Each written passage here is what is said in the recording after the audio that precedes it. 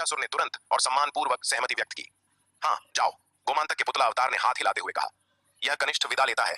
महिषासुर ने फिर से सम्मानपूर्वक सिर झुकाया और असुर शूरसेन के साथ कक्ष से बाहर निकल गया। भैरव मंडल, असुर गिरधर, असुर त्रिकाल और असुर बलवान को बुलाओ। नवमंडल परम दानव के अवतार ने अपने सामने एक शक्तिशाली आभा बिखेरते हुए अंधकार दानव की ओर देखते हुए कहा। नवमंडल परम दानव का यह अवतार केवल गहन शून्य लोक के दूसरे स्तर पर था। उसके सामने खड़ा असुर गिरधर नामक अंधकार दानव अपनी शक्तिशाली आभा से स्पष्ट रूप से गहन शून्य लोक के चौथे स्तर का प्रतीत हो रहा था।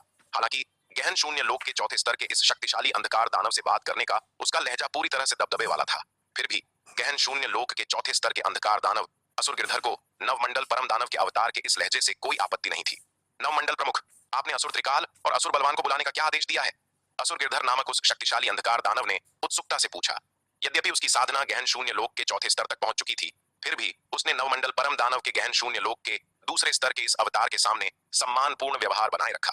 यद्यपि नवमंडल परम दानव का यह अवतार गहन शून्य लोक के दूसरे स्तर पर होने के कारण उससे अधिक शक्तिशाली नहीं था, लेकिन असुर गिरधर अच्छी तरह जानता था कि उसकी स्थिति नवमंडल परम दानव की तुलना में बहुत तुच्छ है। नवमंडल परम दानव पूरे भय लोक में एक प्रमुख हस्ती था। दूसरी ओर असुर गिरधर नवमंडल परम दानव के अधीन एक थोड़ा अधिक शक्तिशाली अधीनस्थ मात्र था। यदि वह नवमंडल परम दानव को नाराज करने का दुस्साहस करता तो नवमंडल परम दानव उसे आसानी से कुचल सकता था। मैं इन दोनों को तिमिर मंडल ले जा रहा हूं, नवमंडल परम दानव के अवतार ने कहा। तिमिर मंडल? यह सुनकर असुर गिरधर अचंभित रह गया। उसने उलझन भरे भाव से पूछा, नवमंडल प्रमुख, आप इन दोनों को तिमिर मंडल क्यों ले जा रहे हैं? जहां तक वह जानता था, नवमंडल प्रमुख के अधिकार क्षेत्र के 9 नक्षत्र मंडलों में तिमिर मंडल सबसे कमजोर था। वह नक्षत्र क्षेत्र न केवल भयलोक में बल्कि नवमंडल प्रमुख के शासन के अधीन 9 नक्षत्र क्षेत्रों में भी नगण्य था। लेकिन अब नवमंडल प्रमुख वास्तव में गहन शून्य लोक के तीसरे स्तर के 2 अंधकार दानव वंश के विशेषज्ञों को तिमिर मंडल ले जा रहे थे, जिसने उसे सचमुच हैरान कर दिया था। तिमिर मंडल वर्तमान में दक्षिणी स्वर्ग मंडल से निपटने में असमर्थ है। मेरा इन दोनों को तिमिर मंडल ले जाने का उद्देश्य स्वाभाविक रूप से तिमिर मंडल को दक्षिणी स्वर्ग मंडल को नष्ट करने में मदद करना है, नवमंडल परम दानव के अवतार ने कहा। लेकिन नवमंडल प्रमुख, हमारे भैरव मंडल ने अंततः एक बड़ी जीत हासिल की है, जिससे हमें उदय सूर्य मंडल पर एक बड़ा फायदा मिला है, असुर गिरधर ने हिचकिचाते हुए कहा। अब हमें जो सबसे ज्यादा करने की जरूरत है वह है अपने लाभ को बढ़ाना और इस अवसर का लाभ उठाकर उदय सूर्य मंडल की रक्षा पंक्तियों को पूरी तरह से तोड़ना। एक बार जब उदय सूर्य मंडल की सीमा रक्षा टूट जाएगी तो उदय सूर्य मंडल मूल रूप से हमारा हो जाएगा। इस महत्वपूर्ण क्षण में यदि आप असुर त्रिकाल और असुर बलवान को दूर ले जाते हैं तो इसका हमारे आक्रमण पर काफी प्रभाव पड़ेगा। तो हम उदय सूर्य मंडल के खिलाफ अपने आक्रमण को स्थगित कर देंगे, नवमंडल परम दानव के अवतार ने हाथ हिलाते हुए कहा। लेकिन नवमंडल प्रमुख, यह हमारे भैरव मंडल के लिए जीवन भर का अवसर है। यदि हम अपने आक्रमण को स्थगित कर देते हैं और उदय सूर्य मंडल के ठीक होने का इंतजार करते हैं तो हमारे लिए ऐसा दुर्लभ अवसर फिर से पैदा करना मुश्किल होगा, असुर गिरधर ने कहा।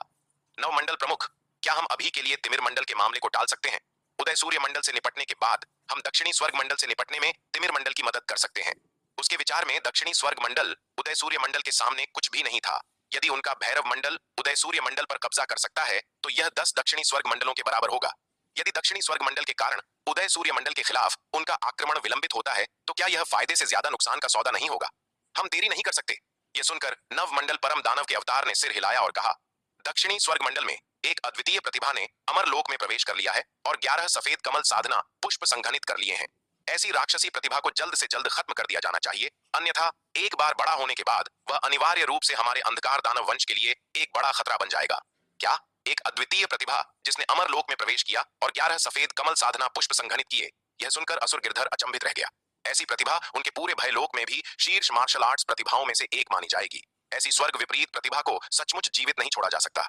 नवमंडल प्रमुख, दक्षिणी स्वर्ग मंडल के इस अद्वितीय प्रतिभा की साधना का स्तर क्या है? असुर गिरधर ने नवमंडल परम दानव के अवतार की ओर देखते हुए पूछा। अभी अमर लोक में प्रवेश किया है, नवमंडल परम दानव के अवतार ने कहा। यह अच्छा है। यह सुनकर असुर गिरधर ने राहत की सांस ली।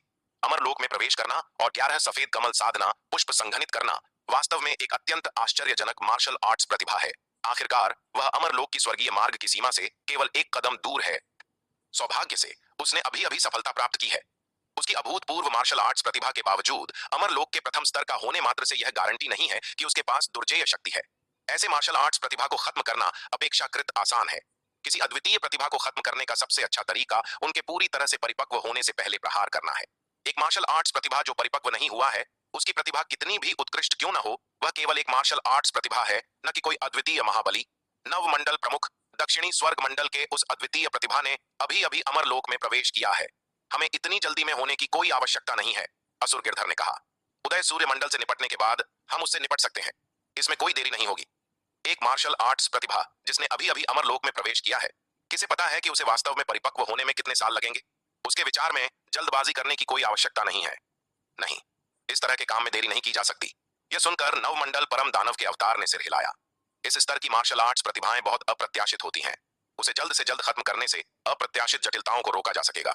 जितना अधिक समय लगेगा उतने ही बड़े परिवर्तन होंगे। इस स्तर की प्रतिभा वाले अद्वितीय शूरवीरों के पास अक्सर महान भाग्य भी होता है। एक बार जब उन्हें कोई जबरदस्त अवसर मिल जाता है तो वे अक्सर अकल्पनीय गति से बढ़ते हैं। अनगिनत लोगों में ऐसे कई उदाहरण हैं। अत्यंत स्वर्ग विपरीत प्रतिभा वाले कई अद्वितीय शूरवीर जब पहली बार उभरे थे तो बहुत कमजोर थे।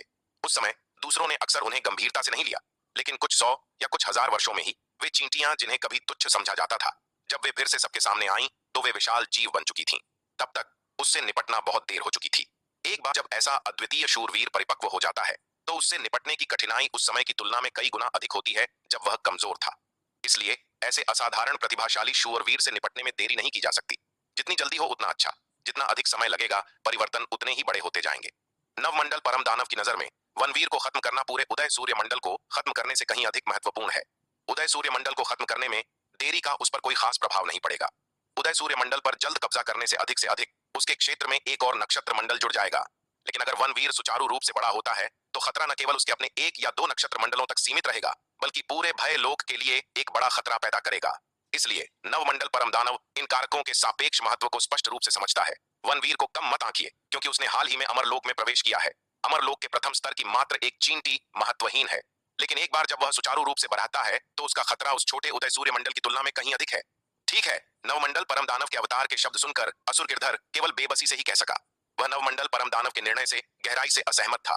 उनके भैरव मंडल ने अंततः एक बड़ी जीत हासिल करने के लिए बहुत समय और प्रयास खर्च किया था। यह उदय सूर्य मंडल की सीमा रक्षा को तोड़ने के लिए जीवन भर का अवसर था। एक बार जब यह अवसर चूक गया और उदय सूर्य मंडल ठीक हो गया तो उनके भैरव मंडल के लिए ऐसा अनमोल अवसर फिर से प्राप्त करना अत्यंत कठिन होगा। वे नहीं जानते थे कि भविष्य में उदय सूर्य मंडल को जीतने के लिए उन्हें और कितनी कीमत चुकानी पड़ेगी।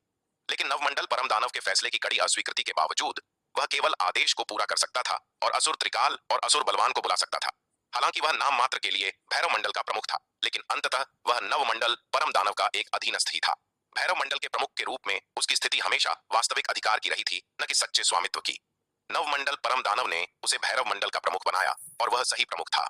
यदि नवमंडल परम दानव उसे प्रमुख नहीं बनने देता तो उसे किसी भी समय सिंहासन से नीचे घसीटा जा सकता था। इसलिए उसमें नवमंडल परम दानव के आदेशों की अवज्ञा करने की हिम्मत नहीं थी। नवमंडल प्रमुख, प्रणाम नवमंडल प्रमुख। काफी देर बाद असुर गिरधर ने गहन शून्य लोक के तीसरे स्तर के 2 अंधकार दानवों को मुख्य कक्ष में ले आया। गहन शून्य लोक के तीसरे स्तर के ये 2 अंधकार दानव उसके सक्षम गुर्गे असुर त्रिकाल और असुर बलवान थे।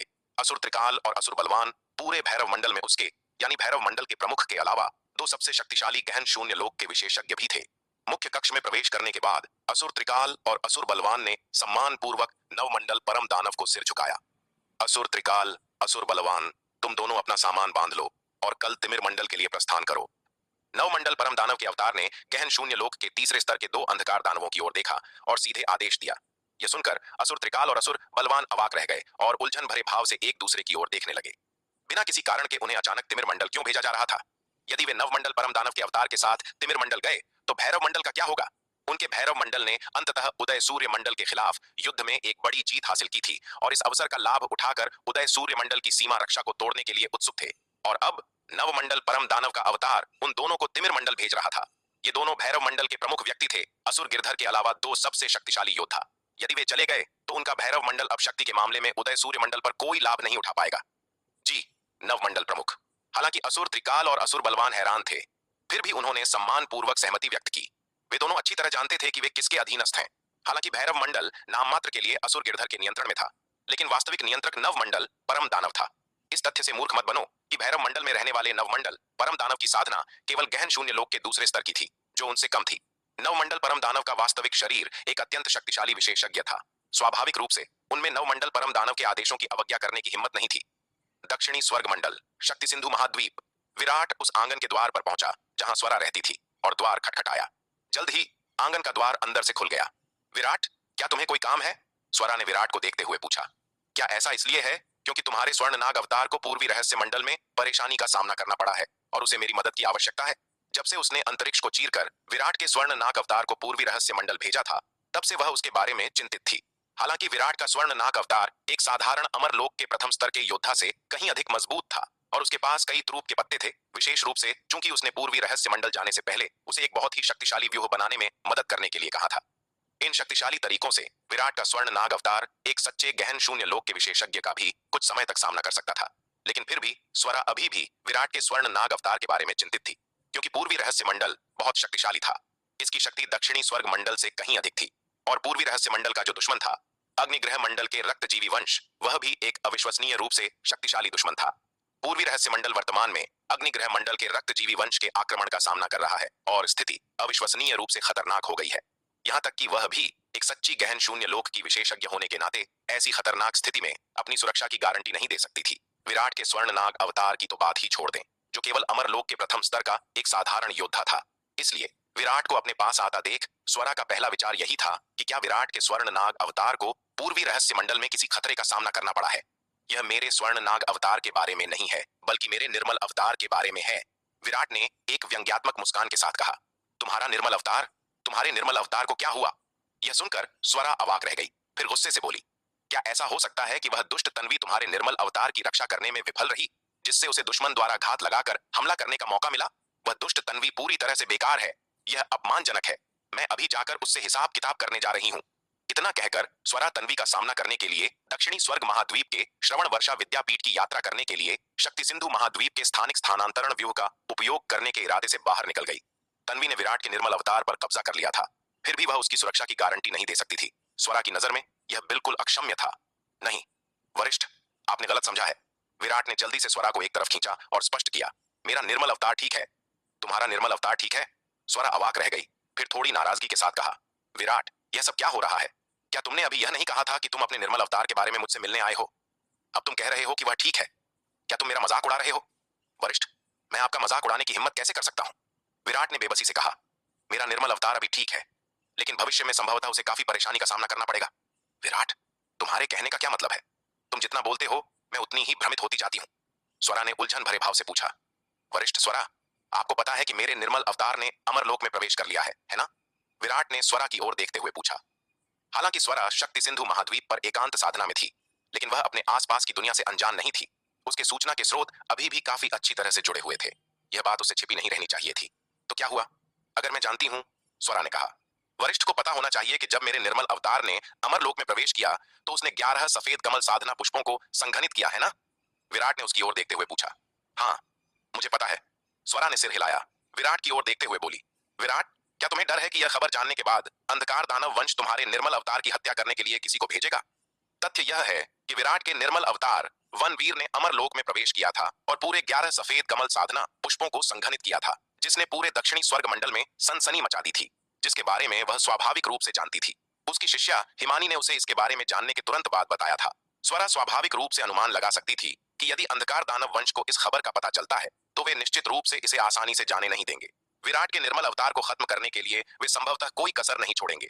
आखिरकार अंधकार दानव वंश की शैली को देखते हुए वे निश्चित रूप से हाथ पर हाथ धरे नहीं बैठेंगे और वनवीर को उसकी असाधारण मार्शल आर्ट्स प्रतिभा को देखते हुए सुचारू रूप से बढ़ते हुए नहीं देखेंगे। इसलिए अंधकार दानव वंश द्वारा वनवीर के खिलाफ हत्या का प्रयास शुरू करने की बहुत अधिक संभावना थी। यदि तिमिर मंडल केवल मेरे निर्मल अवतार की हत्या करने के लिए किसी को भेजता है तो यह एक छोटी बात होगी। विराट ने यह सुनकर आह भरी। अब समस्या यह है कि यह खबर जानने के बाद नव मंडल परम दानव ने सीधे भैरव मंडल में अपने अवतार को आदेश दिया कि वह तिमिर मंडल का समर्थन करने की तैयारी के लिए गहन शून्य लोक के तीसरे स्तर के 2 अंधकार दानवों का नेतृत्व करे। जब से उसके निर्मल अवतार ने अमरलोक में प्रवेश किया था, वह लगातार अंधकार दानव वंश की गतिविधियों पर नजर रख रहा था। उसने अनुमान लगाया था कि अंधकार दानव वंश इस खबर को जानने के बाद संभवतः हाथ पर हाथ धरे नहीं बैठेगा और संभवतः आगे कार्रवाई करेगा। उसने न केवल तिमिर मंडल में अपने अंधकार दानव पुतला अवतार असुर तेजस को उसकी गतिविधियों पर लगातार नजर रखने के लिए रखा था, बल्कि उसका मुख्य शरीर भी महिषासुर की आत्मा के भीतर लगाए गए आत्मा बंधन के माध्यम से उन पर कड़ी नजर रखता था। जैसी कि उसने भविष्यवाणी की थी, खबर मिलने पर तिमिर मंडल ने वास्तव में अपना अगला कदम शुरू कर दिया। उन्होंने गोमांतक को स्थिति की जानकारी देने के लिए महिषासुर को वापस अस्त्रलोक मंडल भेज दिया। गोमांतक ने बदले में नवमंडल परम दानव को इसकी सूचना दी। यह जानने पर नवमंडल परम दानव का इरादा वास्तव में भैरव मंडल में अपने अवतार को गहन शून्य लोक के तीसरे स्तर के 2 अंधकार दानवों के साथ समर्थन प्रदान करने के लिए तिमिर मंडल भेजने का था। विराट महिषासुर की आत्मा के भीतर के बंधन के माध्यम से अंधकार दानवों के इन सभी कार्यों से पूरी तरह अवगत था। महिषासुर की आत्मा के भीतर उसने जो बंधन लगाया था वह अविश्वसनीय रूप से शक्तिशाली था। वह दिव्य आत्मा बंधन के माध्यम से महिषासुर के विचारों और अनुभवों के बारे में जान सकता था। अंधकार दानव वंश की गतिविधियों के बारे में जानने पर विराट ने तुरंत प्रतिवादों पर चर्चा करने के लिए स्वरा की तलाश की। क्या गहन शून्य लोक के तीसरे स्तर के दो अंधकार दानव वंश के सदस्य? स्वरा चौंक गई। उसने लोहित मंडल में गुरु प्रमुख लोहित और गोमांतक के बीच की लड़ाई देखी थी और उसे तीसरे स्तर के गहन शून्य लोक के विशेषज्ञ की शक्ति की गहरी समझ थी। हालांकि उसे अपनी शक्ति पर भरोसा था, लेकिन वह निश्चित रूप से तीसरे स्तर के गहन शून्य लोक के विशेषज्ञ का मुकाबला नहीं कर सकती थी। इसके अलावा वर्तमान में दक्षिणी स्वर्ग मंडल में कोई भी तीसरे स्तर के गहन शून्य लोक के विशेषज्ञ के हमले का सामना नहीं कर सकता था। यदि नवमंडल परम दानव का अवतार वास्तव में तिमिर मंडल का समर्थन करने के लिए तीसरे स्तर के गहन शून्य लोक के दो विशेषज्ञों का नेतृत्व करता है, तो यह दक्षिणी स्वर्ग मंडल के लिए एक जबरदस्त आपदा होगी। विराट, भैरव मंडल कहाँ है? काफी देर बाद स्वरा ने विराट से पूछा। अब महत्वपूर्ण सवाल यह था, भैरव मंडल आखिर कहाँ था? भैरव मंडल से नवमंडल परम दानव के अवतार और गहन शून्य लोक के तीसरे स्तर के दो अंधकार दानवों को तिमिर मंडल पहुंचने में कितना समय लगेगा? यदि उनके पास पर्याप्त समय होता तो चिंता की कोई बात नहीं होती। विराट द्वारा प्रदान किए गए अविश्वसनीय रूप से शक्तिशाली संसाधनों की मदद से उसकी साधना की गति बहुत तेज थी। अपनी वर्तमान गति से उसे विश्वास था कि वह 10 वर्षों के भीतर गहन शून्य लोक के दूसरे स्तर में प्रवेश कर सकती है। एक बार जब वह दूसरे स्तर पर पहुंच जाती तो उसकी युद्ध शक्ति तीसरे स्तर के गहन शून्य लोक के विशेषज्ञ के खिलाफ लड़ने के लिए पर्याप्त से अधिक होगी। इसलिए अब उसे यह पता लगाना था कि भैरव मंडल वास्तव में कहां था। स्वरा ने कभी दक्षिणी स्वर्ग मंडल नहीं छोड़ा था, इसलिए अन्य नक्षत्र मंडलों के बारे में उसकी समझ अत्यंत सीमित थी। वह केवल दक्षिणी स्वर्ग मंडल के आसपास के कुछ नक्षत्र मंडलों के बारे में जानती थी। अधिक दूर के नक्षत्र मंडलों के बारे में वह कुछ नहीं जानती थी। भैरव मंडल अस्त्रलोक मंडल के पश्चिम में है, तिमिर मंडल से लगभग 50 खरब नक्षत्र दूरी पर, विराट ने कहा। वह स्वरा की तुलना में अंधकार दानवों के बारे में कहीं अधिक जानता था। आखिरकार उसका अंधकार दानव पुतला अवतार असुर तेजस तिमिर मंडल में सहस्र नेत्र दानव रसातल का एक महत्वपूर्ण सदस्य बन गया था और सहस्र नेत्र दानव रसातल में बहुत सारी महत्वपूर्ण खुफिया जानकारी थी। इस पहचान के माध्यम से विराट के अंधकार दानव पुतला अवतार असुर तेजस ने तिमिर मंडल में अंधकार दानवों के बारे में बहुत सारी जानकारी एकत्र की थी। इसमें अंधकार दानवों के क्षेत्रीय वितरण को दर्शाने वाले नक्षत्र मानचित्र शामिल थे। बेशक चूंकि तिमिर मंडल भय लोक के भीतर केवल एक बहुत ही महत्वहीन नक्षत्र क्षेत्र है, इसलिए तिमिर मंडल के भीतर भय लोक के नक्षत्र मानचित्र रिकॉर्ड नहीं जानती थी। भैरव मंडल अस्त्रलोक मंडल के पश्चिम में है, तिमिर मंडल से लगभग 50 खरब नक्षत्र दूरी पर, विराट ने कहा। वह स्वरा की तुलना में अंधकार दानवों के बारे में कहीं अधिक जानता था।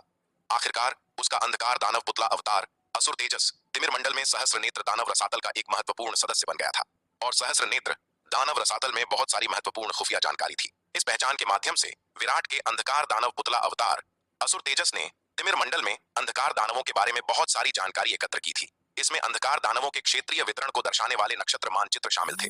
बेशक चूंकि तिमिर मंडल भय लोक के भीतर केवल एक बहुत ही महत्वहीन नक्षत्र क्षेत्र है, इसलिए तिमिर मंडल के भीतर भय लोक के नक्षत्र मानचित्र रिकॉर्ड तिमिर मंडल के आसपास के कुछ नक्षत्र क्षेत्रों तक ही सीमित हैं। भैरव मंडल तिमिर मंडल से केवल अस्त्रलोक मंडल द्वारा अलग किया गया है, जिसे तिमिर मंडल के आसपास के नक्षत्र क्षेत्रों में से एक माना जाता है। इसलिए भैरव मंडल तिमिर मंडल द्वारा दर्ज किए गए नक्षत्र मानचित्रों में भी दिखाई देता है। हालांकि तिमिर मंडल में दर्ज नक्षत्र मानचित्र भैरव मंडल के अस्तित्व को दर्शाता है, लेकिन भैरव मंडल अस्त्रलोक मंडल द्वारा तिमिर मंडल से अलग है और दोनों मंडल पूरे 50 खरब नक्षत्र दूरी से अलग हैं। इसलिए भैरव मंडल के संबंध में तिमिर मंडल में दर्ज जानकारी अत्यंत सीमित है। यह केवल भैरव मंडल का स्थान और तिमिर मंडल से इसकी दूरी बताता है। भैरव मंडल की शक्ति और क्षेत्र के बारे में जानकारी पूरी तरह से गायब है, इसलिए भैरव मंडल के बारे में विराट की समझ भी अत्यंत सीमित है। 50 खरब नक्षत्र दूरी यह बुरा नहीं है। विराट के शब्द सुनकर स्वरा ने थोड़ी राहत की सांस ली। इतनी विशाल दूरी को पार करने में तीसरे स्तर के गहन शून्य लोक के विशेषज्ञ के लिए भी संभवतः काफी समय लगेगा। कम से कम यह खतरा तुरंत नहीं आ रहा है, बल्कि काफी बफर अवधि है, जिससे दक्षिणी स्वर्ग मंडल को तैयारी करने का समय मिल रहा है। वरिष्ठ स्वरा, हमें अभी भी जल्द से जल्द इसके लिए तैयारी करनी चाहिए, विराट ने कहा। विराट, क्या तुम्हारे पास कोई विचार है? स्वरा ने उसकी ओर देखते हुए पूछा। मैं तलवार संप्रदाय के संसाधनों को पूरे दक्षिणी स्वर्ग मंडल के लिए खोलना चाहता हूँ, विराट ने स्वरा की ओर देखते हुए गंभीरता से कहा। जितना अधिक उसने बाहरी दुनिया के बारे में जाना, उतना ही उसने दक्षिणी स्वर्ग मंडल के सामने आने वाली स्थिति की गंभीरता को महसूस किया। दक्षिण में उन्हें अंधकार दानव वंश के खतरे का सामना करना पड़ा, दक्षिण पूर्व में रक्तजीवी वंश का। इसके अलावा वह बड़ा भंवर भी था, जिसका उल्लेख अवनीश ने किया था, जिसमें पूरा स्वर्ण भूमि लोक शामिल था। इन सब ने विराट पर अत्यधिक दबाव डाला। इन खतरों का सामना करने के लिए अकेले तलवार संप्रदाय पर्याप्त नहीं था। हालांकि तलवार संप्रदाय के विकास की गति अत्यंत तेज थी, पर्याप्त समय दिए जाने पर विराट को विश्वास था कि तलवार संप्रदाय उस बिंदु तक विकसित हो सकता है जहां वह किसी भी बाहरी खतरे से बेखौफ हो। लेकिन मुख्य बात यह थी कि दक्षिणी स्वर्ग मंडल का वर्तमान वातावरण तलवार संप्रदाय को धीरे धीरे विकसित होने के लिए इतना समय नहीं देता था। बाहरी खतरे किसी भी क्षण आ सकते हैं। आसन्न खतरों से निपटने के लिए वे केवल तलवार संप्रदाय पर निर्भर नहीं रह सकते थे, उन्हें पूरे दक्षिणी स्वर्ग मंडल के एकजुट होने की आवश्यकता थी। इसलिए सावधानी पूर्वक विचार करने के बाद विराट ने तलवार संप्रदाय के संसाधनों को पूरे दक्षिणी स्वर्ग मंडल के लिए खोलने का फैसला किया। तलवार संप्रदाय के अद्भुत संसाधनों की मदद से विराट को लगा कि दक्षिणी स्वर्ग मंडल की विकास गति में नाटकीय रूप से वृद्धि होने की संभावना है। दक्षिणी स्वर्ग गठबंधन के 9 प्रमुख बलों की नींव तलवार संप्रदाय की तुलना में कहीं अधिक गहरी थी।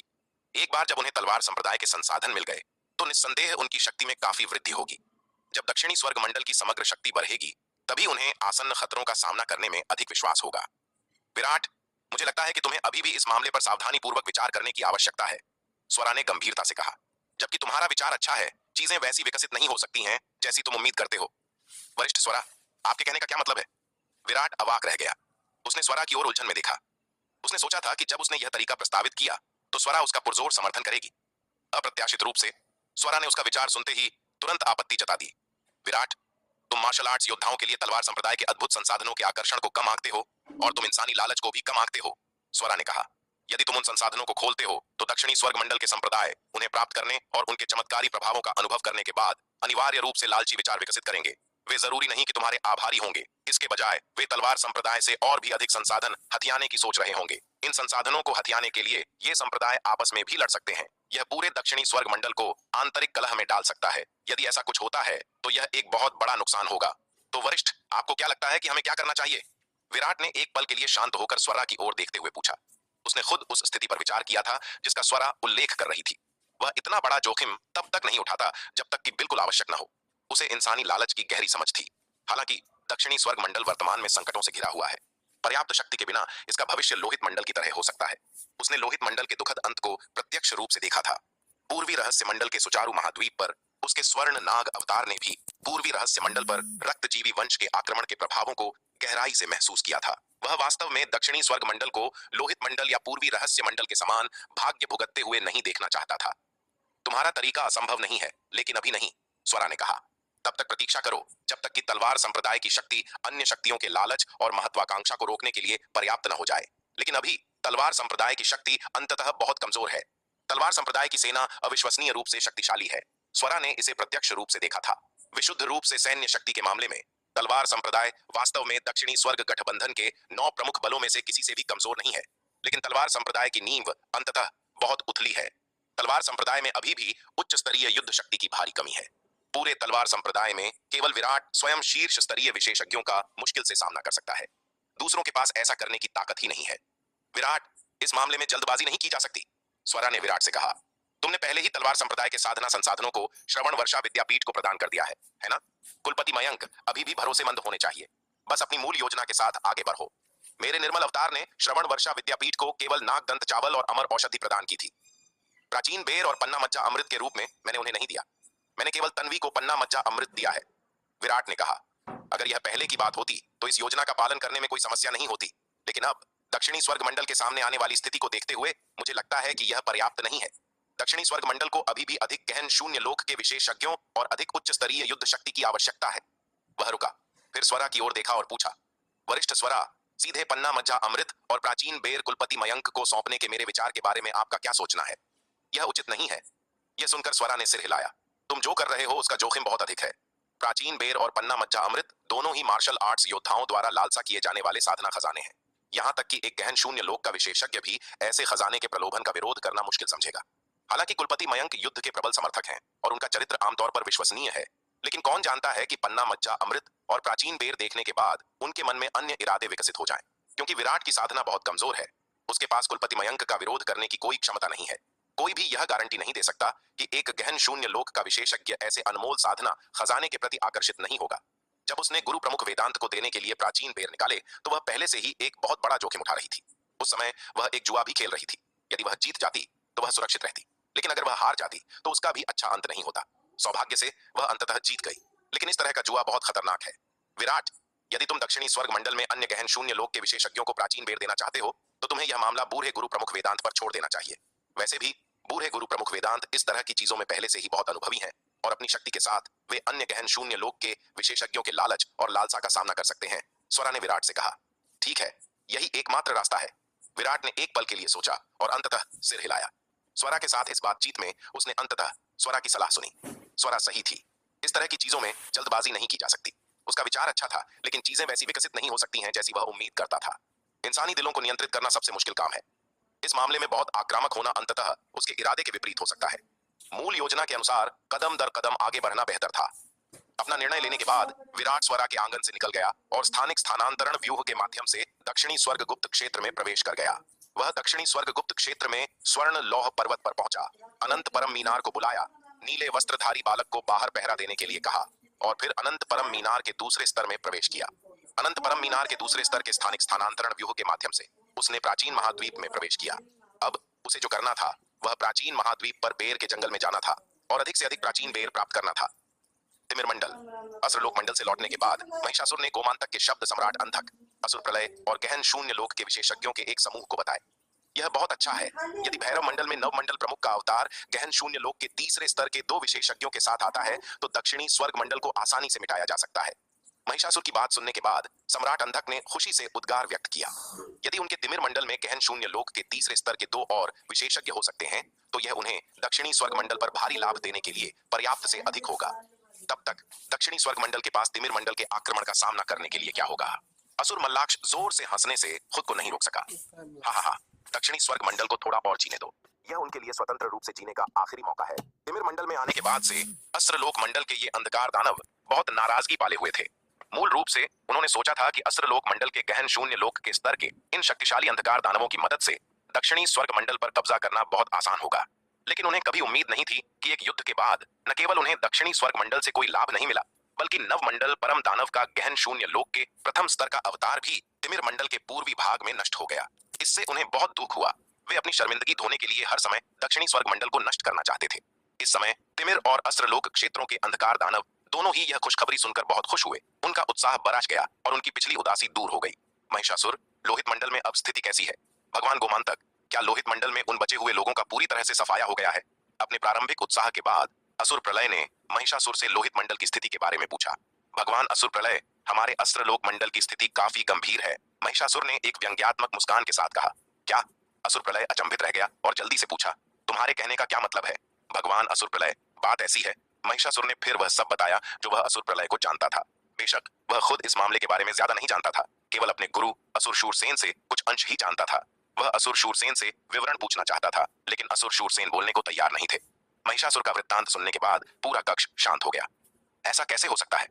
एक लंबी चुप्पी के बाद असुर प्रलय ने अविश्वास के साथ कहा, लोहित मंडल ऐसी परिस्थितियों में बाजी पलटने में सक्षम था और यहाँ तक कि उसने हमारे अस्त्रलोक मंडल पर अचानक हमला भी कर दिया। उसने अपना दिमाग बहुत दौड़ाया लेकिन समझ नहीं पाया कि इतनी अविश्वसनीय बात कैसे हो सकती है। आप देखिए, उनके अस्त्रलोक मंडल ने लोहित मंडल की अंतिम बची हुई ताकतों को पहले ही पूरी तरह से घेर लिया था। लोहित मंडल की वे बची हुई ताकतें केवल हताशा भरी लड़ाई लड़ रही थीं। उनका विनाश केवल समय की बात थी। ऐसी परिस्थितियों में लोहित मंडल द्वारा उन्हें बाजी कैसे पलटा जा सकता है? मुझे भी इस मामले की बारीकियों का पता नहीं है, महिषासुर ने एक व्यंग्यात्मक मुस्कान के साथ कहा। तिमिर मंडल में आने के बाद से बहुत सी चीजों ने उसकी समझ को पलट दिया था। वह जो कभी अस्त्रलोक मंडल का गौरव था, इस झटके की श्रृंखला के बाद अपना प्रारंभिक अहंकार बहुत पहले ही खो चुका था। ये अविश्वसनीय बातें उसे जीवन के अर्थ पर सवाल उठाने पर मजबूर कर रही थीं। ठीक है, अब तुम जा सकते हो, महिषासुर की बात सुनने के बाद असुर प्रलय ने हाथ हिलाते हुए कहा।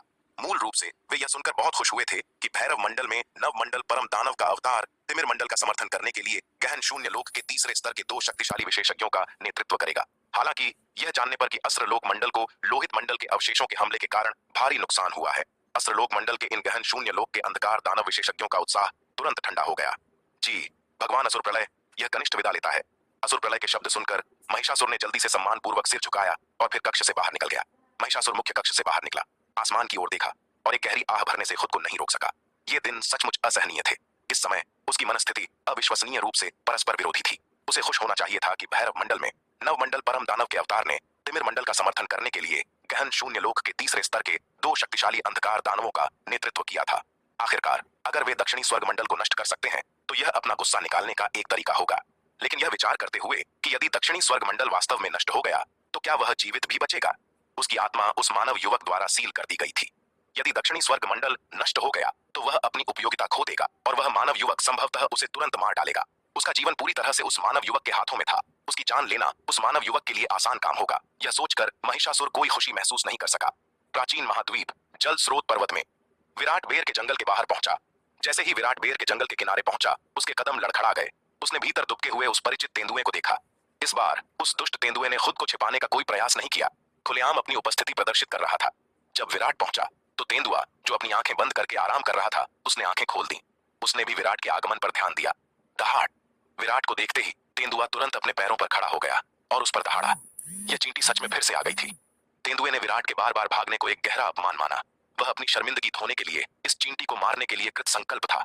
एकमात्र चींटी जिसकी शक्ति नगण्य है ने बार बार उसके क्षेत्र में प्रवेश करने और इस बेर के जंगल से फल तोड़ने का दुस्साहस किया। यह चींटी के लिए एक असहनीय उकसावा था, खासकर इसलिए कि यह अविश्वसनीय रूप से चालाक चींटी बार बार उसकी पकड़ से भाग गई थी, जिससे वह और भी असहिष्णु हो गया था। उसे उम्मीद थी कि चींटी संभवतः बेर के जंगल में लौट आएगी, इसलिए उसने बस छिपना बंद कर दिया और खुलेआम जंगल पर कब्जा कर लिया। केवल इसी तरह वह चींटी की उपस्थिति का पता लगा सकता था जैसे ही वह आती। जब उसने विराट को देखा तो तेंदुआ उस पर दहाड़ा और अगले ही पल वह विराट पर झपटा। विराट उग्र था।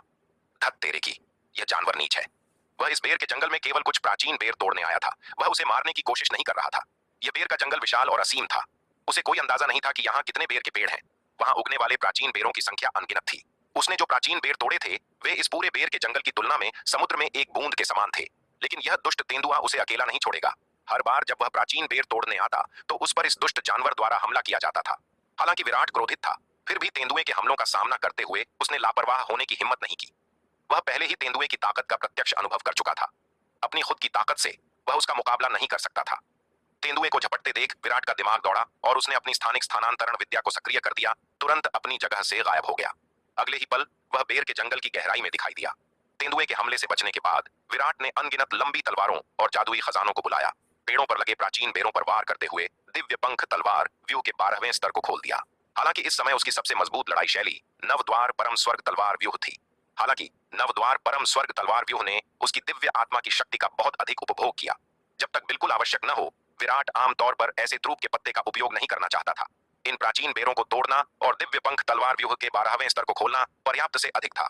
इसके अलावा अपनी वर्तमान शक्ति के साथ दिव्य पंख तलवार व्यूह के 12वें स्तर को खोलना बहुत आसान था। वुश वुश वुश तलवारों की बारिश हुई और पेड़ों से विशाल प्राचीन बेर कटकर गिर गए। विराट ने गिरे हुए बेरों को जल्दी से अपने जादुई खजाने में इकट्ठा कर लिया। कुछ ही सांसों में विराट पहले ही पूरे 300 प्राचीन बेर तोड़ चुका था। लेकिन इस समय एक विशाल आकृति अकल्पनीय गति से उस पर झपटी। स्पष्ट रूप से तेंदुए ने फिर से हमला कर दिया था। चूंकि उसे प्राचीन बेर तोड़ने के लिए बेर के जंगल में प्रवेश करने की आवश्यकता थी, विराट ने पहले अपनी स्थानिक स्थानांतरण विद्या का उपयोग करते समय बहुत दूर की यात्रा नहीं की थी। आखिरकार इस बेर के जंगल में कई जगहें थीं जिन्हें विराट नहीं जानता था। क्या होगा अगर भीतर और भी बड़े खतरे छिपे हों? यदि वह बेतरतीब ढंग से भागता और ऐसी जगह पर पहुंच जाता तो क्या यह और भी अधिक परेशानी वाली बात नहीं होती? हालांकि तेंदुआ भयानक था। इतने सारे मुकाबलों के बाद उसे इसकी ताकत की काफी अच्छी समझ हो गई थी। इसलिए बेर के जंगल में अज्ञात जोखिमों का सामना करने के बजाय उसे सीधे तेंदुए का सामना करना चाहिए। तेंदुआ बेर के जंगल में पीछा करते हुए आया और अपने पंजे से विराट को थप्पड़ मारा। बूम! यह भयानक प्रहार विराट पर लगा, जिससे वह पीछे की ओर उड़ गया। हम्फ! विराट कराह उठा। उसके मुंह के कोने से खून की एक धार बह निकली। उसने जो शीर्ष श्रेणी अमर दिव्य अस्त्र रक्षा वस्त्र पहन रखा था वह इस भयानक हमले से टुकड़े टुकड़े हो गया था। हालांकि रक्षा वस्त्र ने प्रहार की शक्ति को भी काफी कम कर दिया। शेष बल उस पर लगा, लेकिन स्वर्ण काया अष्टादश संस्कार के 15वें संस्कार में अपनी शारीरिक रक्षा के साथ वह आसानी से इसका सामना कर सकता था। आखिरकार स्वर्ण काया अष्टादश संस्कार के 15वें संस्कार में प्रवेश करने के बाद उसकी शारीरिक शक्ति एक अर्धचरण गहन शून्य दिव्य अस्त्र के बराबर थी। हे, कोई खास बात नहीं। विराट ने अपने मुंह के कोने से खून पोंछा, तेंदुए की ओर देखा और व्यंग्यात्मक मुस्कान के साथ कहा। इस तेंदुए की ताकत वास्तव में भयानक थी। उस हमले ने उसके शीर्ष श्रेणी अमर दिव्य अस्त्र रक्षा वस्त्र को तोड़ने के बाद वास्तव में उसे घायल करने में कामयाबी हासिल की थी।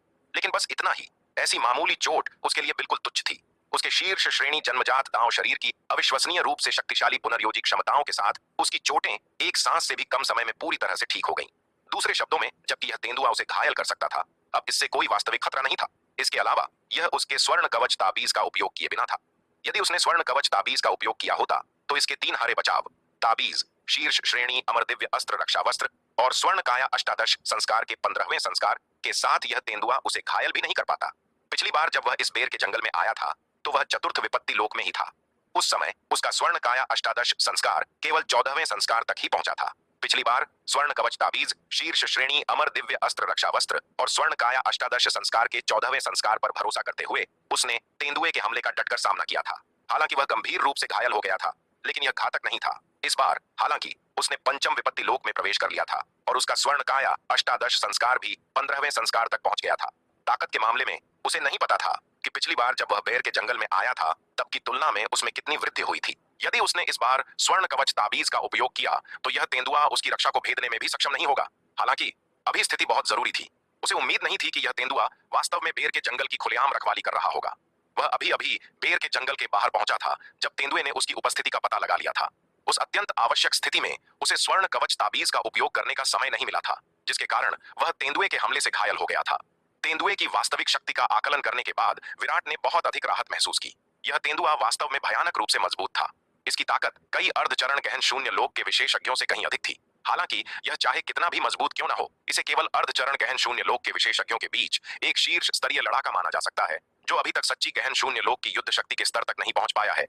जब तक यह सच्ची गहन शून्य लोक की युद्ध शक्ति तक नहीं पहुंच जाता, उसे डरने की कोई बात नहीं थी। दहाड़! अपने सामने इस चींटी को देखकर, जिसने उसका पूरा बल हमला झेल लिया था, फिर भी अछूता रहा, तेंदुआ तुरंत क्रोधित हो गया। वह फिर से दहाड़ा और एक बार फिर विराट पर झपटा। यह देखकर विराट का दिमाग हिल गया और उसने एक बार फिर स्थानिक स्थानांतरण विद्या का उपयोग किया। उसकी आकृति तुरंत उस स्थान से गायब हो गई। तेंदुए के हमले से बचने के बाद उसने मानसिक रूप से अपनी लंबी तलवारों और जादुई खजानों को वापस अपने शरीर में प्राप्त कर लिया। यह देखकर कि विराट एक बार फिर उसके हमले से बच गया है, तेंदुआ और भी अधिक क्रोधित हो गया। दहाड़! वह दहाड़ा, फिर से विराट पर झपट पड़ा। इस बार विराट पीछे नहीं हटा, इसके बजाय तेंदुए पर मुक्का मारा। बूम! दोनों ताकतें आपस में टकराईं और विराट का शरीर एक तोप के गोले की तरह पीछे की ओर उड़ गया। पफ! इससे पहले कि वह अपना संतुलन भी बना पाता, हवा में ही उसके मुंह से खून की एक धार बह निकली। इस बार उसने तेंदुए का डटकर सामना करने का विकल्प चुना था और अपने शीर्ष श्रेणी अमर दिव्य अस्त्र रक्षा वस्त्र के कमजोर प्रभाव के बिना तेंदुए के सभी हमले उसके शरीर द्वारा अवशोषित कर लिए गए थे। ऐसी भयानक शक्ति के बावजूद विराट अभी भी गंभीर रूप से घायल था। विराट ने तेंदुए की ओर देखा, फिर बेर के जंगल में रुके बिना उसने फिर से अपनी स्थानिक स्थानांतरण विद्या का उपयोग किया और जंगल छोड़ दिया। दहाड़! दहाड़! दहाड़! विराट की आकृति को फिर से गायब होते देख तेंदुआ बार बार दहाड़ने से खुद को नहीं रोक सका। इस चींटी ने इस बार उस पर सीधे हमला करने की हिम्मत की थी। यह एक असहनीय उकसावा था। हालांकि दुर्भाग्य से तेंदुआ चाहे कितना भी क्रोधित क्यों न हो, वह विराट के सामने असहाय था। इस दिन के बाद से यह तय था कि यह विराट के लिए कोई वास्तविक खतरा पैदा नहीं कर सकता था। विराट द्वारा बेर के जंगल को छोड़ने के लिए अपनी स्थानिक स्थानांतरण विद्या का उपयोग करने के बाद उसने राहत की सांस ली। इस बार उसने न केवल पूरे 300 प्राचीन बेर तोड़े, बल्कि उसने कुछ और भी पुष्टि की। अब से उसे उस तेंदुए से डरने की जरूरत नहीं थी। हालांकि उसकी ताकत अभी भी उस तेंदुए की तुलना में बहुत कम थी। कम से कम तेंदुआ अब उसके जीवन को खतरे में नहीं डाल सकता था। यदि वह एक और लोक में प्रवेश कर लेता तो शायद तेंदुआ उसे घायल भी नहीं कर पाता। उस स्थिति में वह इस बेर के जंगल में स्वतंत्र रूप से आ जा सकता था, अपनी मर्जी से आ जा सकता था। वह उस बेर के जंगल से जितने चाहे उतने प्राचीन बेर तोड़ सकता था। तेंदुए के असहाय क्रोध के बारे में सोचकर विराट मुस्कुराने से खुद को नहीं रोक सका। जंगल से तोड़े गए 300 प्राचीन बेरों को ले जाते हुए विराट स्थानिक स्थानांतरण व्यूह के माध्यम से अनंत परम मीनार के दूसरे स्तर पर लौट आया। दक्षिणी स्वर्गगुप्त क्षेत्र में लौटने के बाद विराट तुरंत स्वरा को खोजने नहीं गया। इसके बजाय वह पन्ना मज्जा घाटी में औषधि कक्ष में गया, जुबैदा को खोजा और उसे 50 प्राचीन बेर दे दिए। जुबैदा को गोलियां बनाने के लिए काफी मात्रा में प्राचीन बेर और पन्ना मज्जा अमृत की आवश्यकता थी, इसलिए प्राचीन बेर प्राप्त करने के बाद विराट ने जुबैदा की जरूरतों को पूरा करने को प्राथमिकता दी। जुबैदा को 50 प्राचीन बेर देने के बाद विराट ने बचे हुए 250 प्राचीन बेर लिए और शक्ति सिंधु महाद्वीप लौट आया। स्वरा को खोजने के लिए उसके आंगन में पहुंचा। वरिष्ठ स्वरा, यहाँ 250 प्राचीन बेर हैं। विराट ने हाथ हिलाते हुए बचे हुए 250 प्राचीन बेर बाहर निकाले। विराट, क्या तुम ठीक हो? विराट द्वारा लाए गए 250 प्राचीन बेरों को देखकर स्वरा की पहली प्रतिक्रिया खुशी नहीं थी, बल्कि एक घूरने वाला सवाल था। वह जानती थी कि विराट ने इन बेरों को काटने के लिए बहुत खतरे का जोखिम उठाया है। एक बार वह उन्हें काटकर गंभीर रूप से घायल होकर लौटा था। हालांकि उसने उसे बार बार ऐसे जोखिमों के प्रति आगाह किया था। दक्षिणी स्वर्ग मंडल के भविष्य के लिए विराट बेरों को वापस लाने के लिए बार बार अपनी जान जोखिम में डालता रहा। विराट द्वारा प्रदान किए गए इन्हीं प्राचीन बेरों के कारण गुरु प्रमुख वेदांत, कुलपति मयंक, गुरु प्रमुख दानव दमन, ओजपाल, स्वामिनी चंद्रकला और अन्य की ताकत बहुत बरच गई। गुरु प्रमुख वेदांत, कुलपति मयंक और गुरु प्रमुख दानव दमन ने गहन शून्य लोक के दूसरे स्तर में भी प्रवेश किया और दक्षिणी स्वर्ग मंडल के मुख्य युद्ध गुट के इन गहन शून्य लोक के विशेषज्ञों की ताकत में उल्लेखनीय वृद्धि के कारण ही दक्षिणी स्वर्ग मंडल उस अत्यंत खतरनाक आपदा से बच गया। अन्यथा अस्त्रलोक मंडल और तिमिर मंडल के अंधकार दानवों की संयुक्त सेना के साथ दक्षिणी स्वर्ग मंडल को अपनी मूल शक्ति के साथ उनके आक्रमण का सामना करने का कोई मौका नहीं मिलता। चिंता मत करो वरिष्ठ, मैं ठीक हूँ। यह सुनकर विराट हंसा। मेरा स्वर्ण काया अष्टादश संस्कार पहले ही 15वें संस्कार में प्रवेश कर चुका है। जब तक मेरा सामना किसी सच्चे गहन शून्य लोक के विशेषज्ञ से नहीं होता, मुझे अभी भी कोई खतरा नहीं है। हालांकि उसने तेंदुए के 2 हमलों का सामना किया था और गंभीर रूप से घायल हो गया था। उसके शीर्ष श्रेणी जन्मजात दांव शरीर की शक्तिशाली पुनर्प्राप्ति क्षमता के कारण ऐसी चोट कुछ ही सांसों में पूरी तरह से ठीक हो गई थी। विराट के शब्द सुनकर स्वरा ने उसे घूर कर देखा।